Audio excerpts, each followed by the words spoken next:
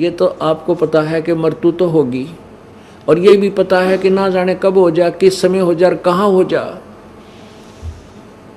अब परमात्मा क्या कहते हैं, कबीर कहाँ गर्बियो काल गह कर केश, ना जाने कित मारेगा के घर के परदेश। अब एक्सीडेंट होते हैं, दुर्घटना होती है, ना कि तक जंगल में जाकर मृत्यु होती है। ये कर्नाटक के मुख्यमंत्री जी, ये ताज़ा ताज़ा उदाहरण है। कितनी ठाठ थे, हेलीकॉप्टर में जा रहे थे, जंगल में मृत्यु हुई। कहते हैं कहाँ जन्म में कहाँ पाले पोसे, और कहाँ लड़ाए लाडे, ना जाने इस देह के कहाँ खंडेंगे हाडे।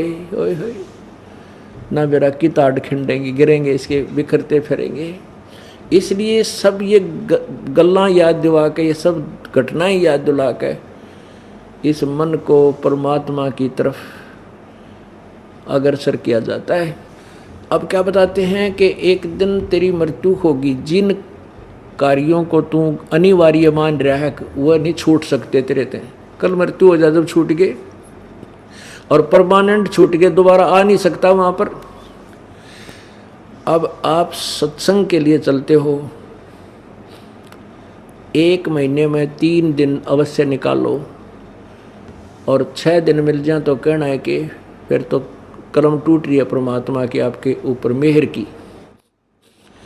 आप 3 दिन न सोच लो हम मर गए, जीवित मर ले। अब आप 3 दिन ये सोच लो मृत्यु होगी, और कति भूल जा पिछले काम ने सुरती ला यहाँ के आने की, और आकर बैठ जा, भगवान का भजन करे, सत्संग सुने हैं और अपना कर्म बनावे। अब 3 दिन में जो तेरा काम बिगड़ेगा तेरी एब्सेंस में, आप जी की एब्सेंस में, उसको आप फिर जाकर सेट कर सकते हो। और मृत्यु होगी परमानेंटली, फिर क्या करेगा, वह तो होएगी, आज ना तो कल हो जाएगी।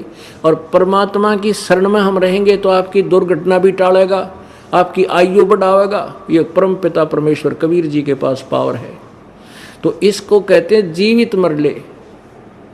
असंग जन्म तना मृत्या हो गई, जीवित क्यों ना मरे रे। और 12 मद महल मठ बोरे, बहुर ना दे धरे रे। अभी तक हमने केवल एक रट्टा सुना था, 10वां द्वार पर पार हो गया, 10वें द्वार में पार हो गया। नहीं, 12वें द्वार में जाके तेरा मोक्ष होगा। 12वें द्वार में 12 मद महल मठ बोरे, बहुर ना दे धरे। प्रथम द्वार है काल के 20 ब्रह्मांडों को पार करता है, और दूसरा द्वार है जो काल के 21वें ब्रह्मांड को फोड़ करके परब्रह्म के लोक में पार प्रवेश करता है, जो 11वां द्वार है।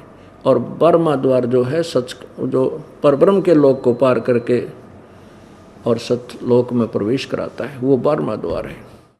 12 मद महल मठ बोरे, बहुर ना दे धरेरी। दोजक भई सभी तय देखे, राजपाट के रसिया। दोजक माने नरक और बेजत माने स्वर्ग। तने ऐसी साधना की राजपाट पाने के लिए, नरक भी देख लिए, तने स्वर्ग भी देख लिया। और 3 लोक से तरपत नाही, ये मन भोगी खसिया। इस मन को 3 लोक भी दे देना, तीनों लोक का राजा बना दे, तो भी इसका सब्र नहीं। और ढूंढा कि तो और मिल जाए, कोई ब्रह्मांड खाली पा जाए, उस पर भी शासन कर लो। अब कहते हैं सतगुरु मिले तो इच्छा मेटे, पद मिल पदे समाना। वो तत्वदर्शी संत मिलेगा तो यहाँ की सब इच्छाएं हटा देगा तेरी। गीता जी अध्याय नंबर 7 के फिर उसी मंत्र नंबर 29 पर आइए, जहाँ से प्रारंभ हुआ था कि जब आप मेरे इस ज्ञान पर आश्रित हो जाएगा, तत्वदर्शी संत तुझे मिल जाएगा।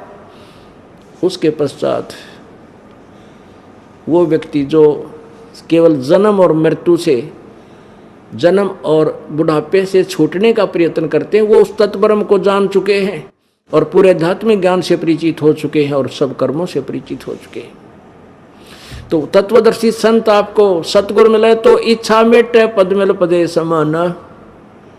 संत मिलेगा तो यहाँ की सब इच्छा हटा देगा, किसी चीज की आपको आवश्यकता महसूस ही नहीं होगी।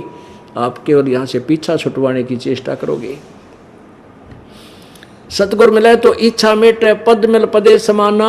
पद माने वे ऑफ वर्शिप, यथार्थ भक्ति विधि आपको दे करके और उस परम पद की प्राप्ति करवाएगा। पद मिल पदे समाना, और चल हंसा उस लोक पठाऊं जो आदि अमर स्थाना।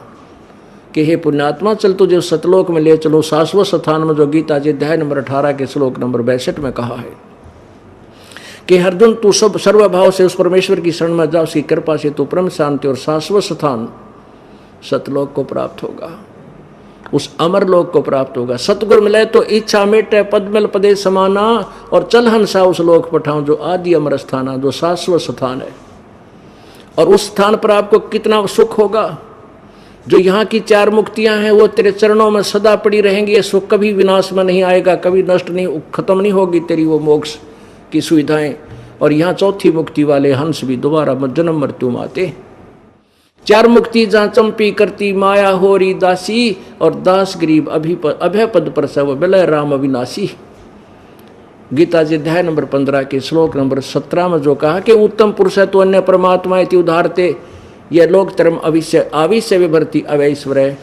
वो परम अक्षर ब्रह्म परमात्मा, वो अविनाशी भगवान मिलेगा जो कभी मृत्यु में नहीं आता। बोलो सतगुरुदेव। परम पिता परमात्मा, सारी सृष्टि के रचनहार, कुल के मालिक कबीर देव, कबीर परमेश्वर, पूर्ण ब्रह्म, सर्व सृष्टि रचनहार, जगत पिता, जगत गुरु,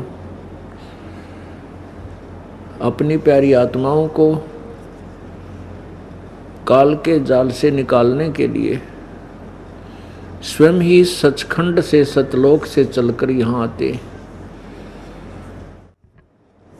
वो परमात्मा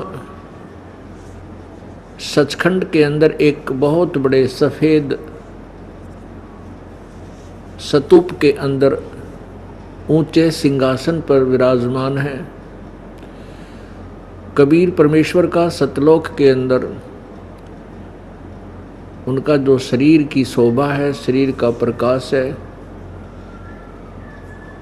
एक रोमकूप में करोड़ों सूर्य मिला दे और करोड़ों चंद्रमा, दोनों की मिली जुली रोशनी भी उस परमेश्वर के एक रोमकूप की रोशनी से फीकी है।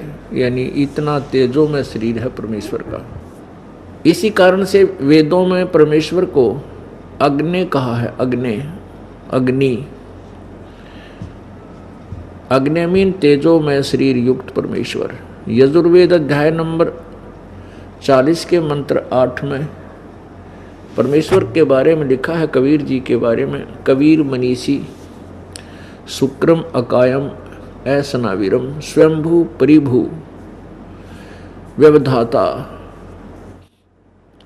शाश्वती भय अभय।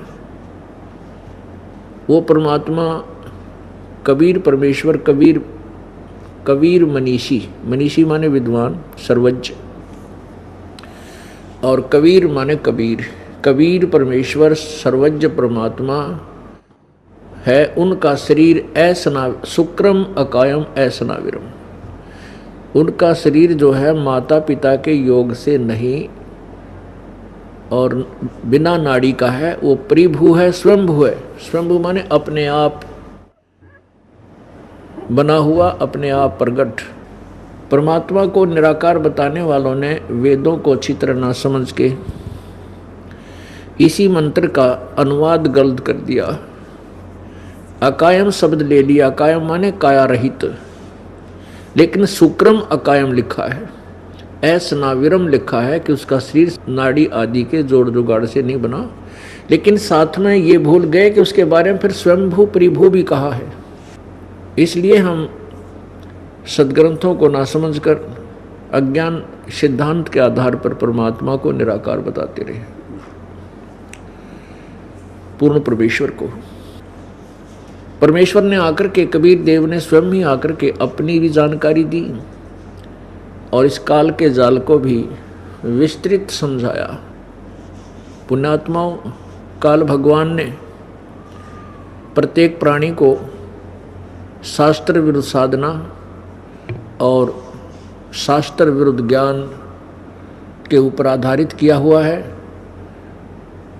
केवल कबीर परमेश्वर आकर ही इस तत्व ज्ञान का प्रचार करते हैं।